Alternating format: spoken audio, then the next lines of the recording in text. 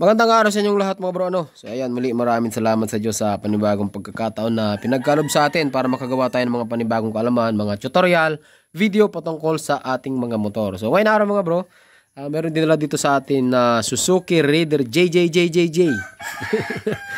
So problema nito mga bro, ayaw umandar tapos ayaw daw lumabas ng kuryente. Kaya ito troubleshoot po natin yan. Tapos meron ditong XRM125 ulit.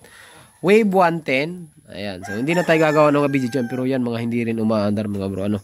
Siya nga pala, kakaiba yung lugar natin kasi nandito po tayo sa Bicol. Sa Gurong, Tabaco City, Albay, San Miguel mga bro. So, ayan mga bro. So, isi-share ko sa inyo kung paano ba palabasin yung kuryente ng motor na ito para umandar siya. So ayan, bago natin umpisahan, syempre, yung mga bago pa lang dito sa ating channel, huwag niyo pong kalimutan mag-subscribe, para po lagi kayong updated kapag meron tayong mga panibagong videos na mga i-upload. Tara!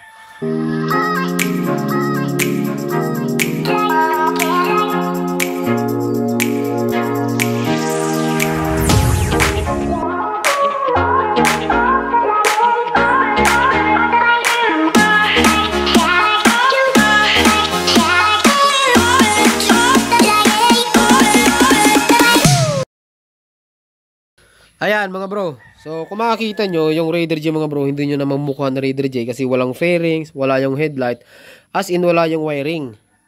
So kasi ang plano ng may-ari nito mga bro ay i-skeleton niya, puputulan niya ng upuan para wala daw makaangkas. Meron tayong bagong ignition coil, stock na CDI, regulator rectifier.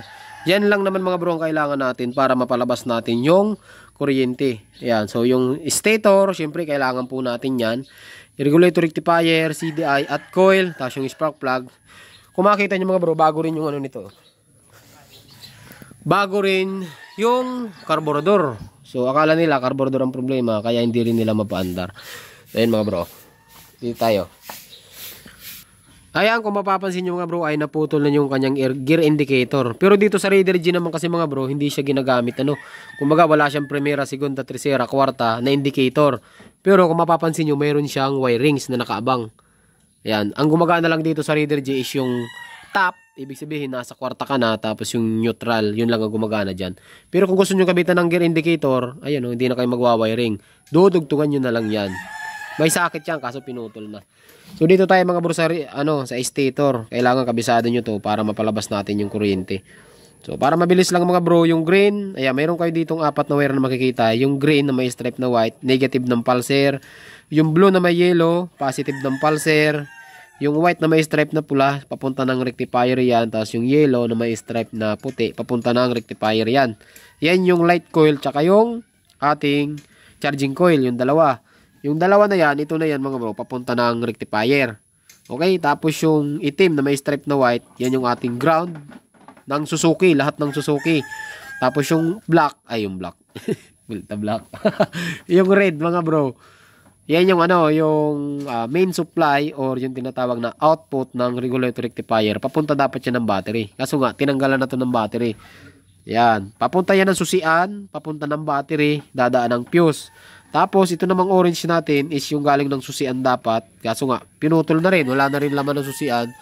Ito naman mga bro yung accessory wire. Dito nakatap yung signal light, yung brake light, yung headlight. Lahat ng accessory ng motor dito nakatap.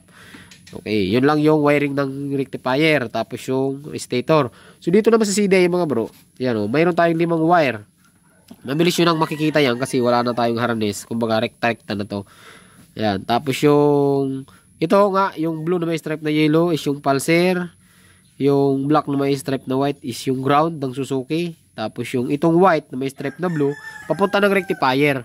Ang problema dito, pagdating dito, yellow ay itim na may stripe na yellow.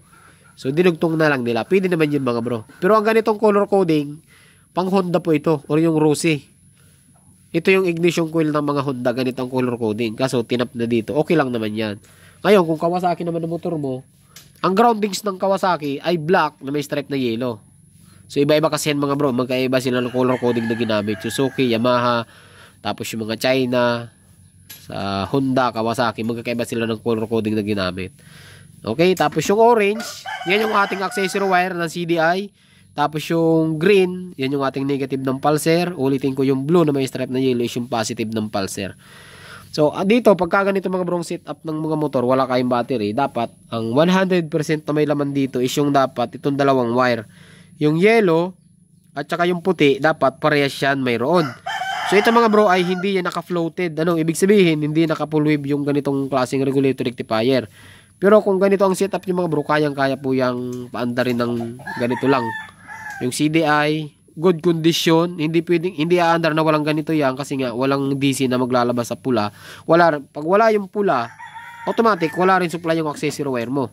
Kaya kailangan, ngayon kung sira naman yung stator mo, wala rin naman ipaprocess yung rectifier mo. Kaya kailangan good condition yung stator, yung rectifier, good condition, at yung CDI. Yan lang yung mga kailangan natin para mapalabas natin yung kuryente mga bro. Ayan o, try muna natin dito. Tapos kung mapapansin nyo, ano yan mga bro, pinalitan nila ng bagong carburetor kasi akala nila carburetor ang problema. Yan. So kung di ako nagkakamali, ito mga bro ay bagong overhaul ang motor na ito. Yan. Kaso nga napa-stock na kasi hindi umaandar. Bago rin yung ignition coil. So, check natin kung may kuryente. Ayan o, kung mapapansin nyo wala o.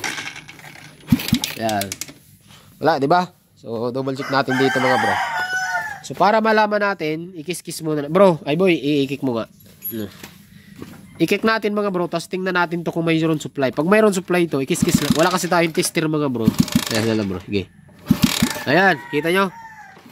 Yan pa. Magalaw lang eh. Yan pa. Ayan. Yan pa. Yun. Hindi lang kita mga bro. Dito, para madilim-dilim, para makita nyo. Yun. Meron, di ba? Yun. Yan pa. Hindi lang kita sa video eh. Ayan, kita naman, di ba? Ibig sabihin mga bro, kung nakita nyo, umispark siya. Iwan ko lang kung nakita nyo, pero sa actual, kitang-kita mga bro na malakas. So, ibig sabihin, nagre-release siya ng positive supply. Ayan. So, i-double check na lang natin dito mga bro, kasi possible yung pulser may problema. Pwede sana natin i-manual check yung pulser, kaso wala tayong battery. Pagka nag-check ng manual ng ano mga bro, pag nag-check ng manual ng pulser, dapat meron po kayong battery, power supply. Ayan. So, mayroon supply, yung negative nito, mayroon din naman. I-check natin mga bro yung negative, no? Kailangan kasi mga bro, yung CDI, mayroon ding negative. No, bro, boy, i-kick mo ulit. Ito yung negative, yung green, okay? Dapat, side lang. Dapat ito, dinugtungan na nila. Dapat ito, ang kulay, ang tunay na negative na kulay niya is yung ito, itim na may stripe na white. Kaso dinugtungan na nila. So, dito nakatap yung negative ng, ito, negative ng rectifier at negative nung CDI, magkasama yan. Ito yan. So, i-spark natin dito sa positive kung mayroon. Kasi pag mayroon, goods yung negative natin. Yun. Mayroon ulit. Ito pa. Yun. Yun. Hindi lang kita sa video mga bro. Ito pa boy.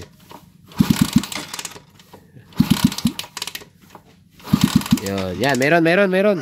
Okay, mayroon. I-double check natin mga bro. Itong pulser, kabit natin dito. Head lang. Hey. So, madali na naman itong mga bro paanda rin. Ito ay, hindi ko alam kung taon na yata ito naka-stock. Yan. Pero dati mga bro, nagawa ko na itong motor na to, pero hindi ganito ang itsura niya. Ano? Hindi ganito ang itsura niya nung nagawa natin. So, balik tayo dito. So, nakatap na sa coil. May supply na yung pulser. At may positive na, okay, nakabit yung positive. At may negative ito, wag na natin ito ikabit, yung negative. So, balik tayo dito. Dito nga mga bro, wala pa siyang kable. Ayan, tapos ito, wala rin takip yung, ano niya, wala rin takip yung carburetor. So, try natin ngayon. Boy, kick mo. Check natin mga bro kung lalabas na yung kuryente niya.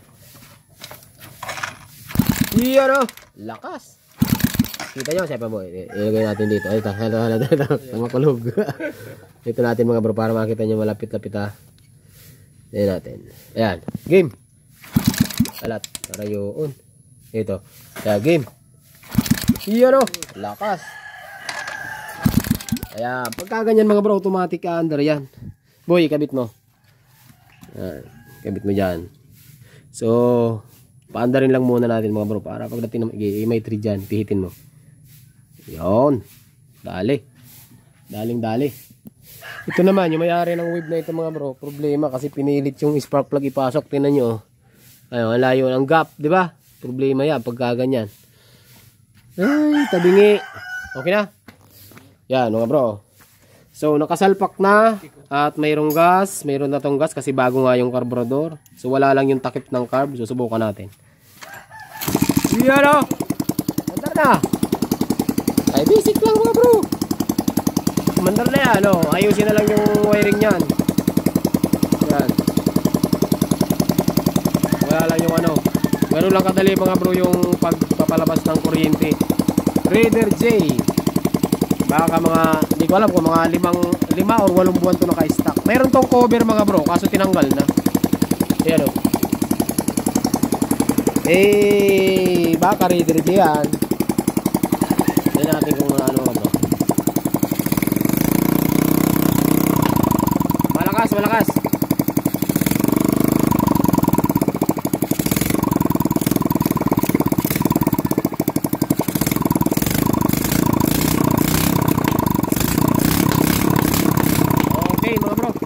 So kaya may ingay, gawa ng tambutso. Patay. Okay? Ganda pa. So siguro mga bro, hanggang dito lang yung video natin ano. Dito na natin tatapusin yung ating video. Sana meron kayong natutunan. Kung meron kayong gustong itanong mga bro, i-comment nyo na lang at kapag alam ko ay sasagutin natin yan. So hanggang dito lang, magandang araw sa inyong lahat at ride safe lagi mga bro.